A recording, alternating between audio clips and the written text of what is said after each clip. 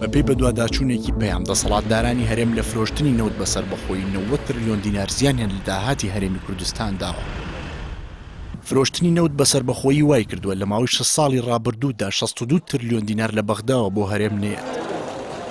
بەپێی نووسراوێکی حکوومەتی هەرێمی کوردستان لە ماوەی 6 ساڵی ڕابردوودا پشکی هەرێم لە بەغدا 75 تریلیۆن و 541 میلیارد دینار بووە، بەڵام تەنها 13 تریلیۆن و 370 میلیارد دینار ڕەوانەی هەرێم کراوە و بڕی 62 تریلیۆن و 171 میلیارد دینار نەنێردراوە.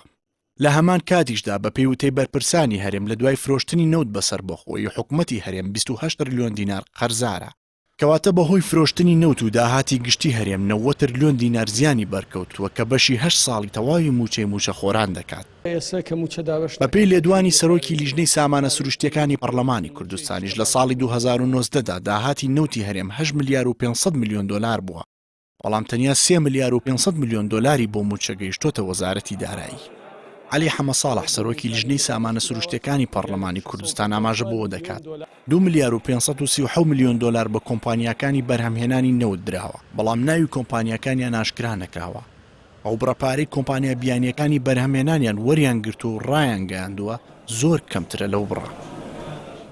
سەرۆکی لیژنەی سامانە سروشتیەکانی پەرلەمانی کوردستان وتیشی بڕیپارەی دراو بە کرێی بۆری بۆ کۆمپانیای کار 644 میلیۆن دلارە. ئەم گرێبەستە بۆ خزمەتی کۆمپانیای کار و ڕۆسنەفتە و سودمەندی یەکەمیش لە دۆسەی نەوتی کوردستان تورکیا و کارگروپ. دەسەڵاتدارانی هەرێم بە فرۆشتنی نەوت بە شێوەی سربەخۆ ئابووری هەرێمی کوردستان و ژیانی خەڵکیان وێران کرد، بەڵام داهاتی نەوتیان بۆ مانەوە لەسەر کورسی و کڕینی هەندێک حیزب و ڕۆشنبیر و دامەزراندنی میدیای چەواشەکار بەکارهێنا.